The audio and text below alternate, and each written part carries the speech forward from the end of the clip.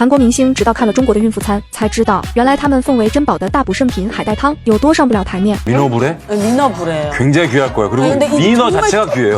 조금에 30만 원.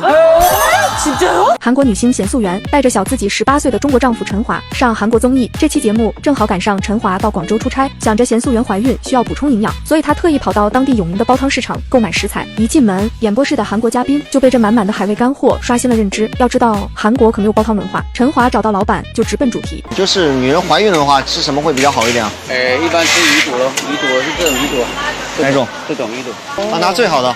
鱼肚就是传说中的花椒，这可是我们国家的4大海味之一。但韩国人一听是鱼肚，还一脸嫌弃，认为我们就会吃一些奇怪的东西。结果等陈华爆出花椒的价格，他们立马变脸。 조금에 30만 원. 진짜요? 그렇게 해서 그러면 이거는 같이 먹고. 而且这个只买了一块，只买了一块。 진짜 비싸네. 心疼媳妇的陈华还是怕营养不够，又入手了高价海参。这下可是把这群已婚的韩国女明星羡慕成了柠檬精，直言丈夫舍得花钱当中国媳妇太好了。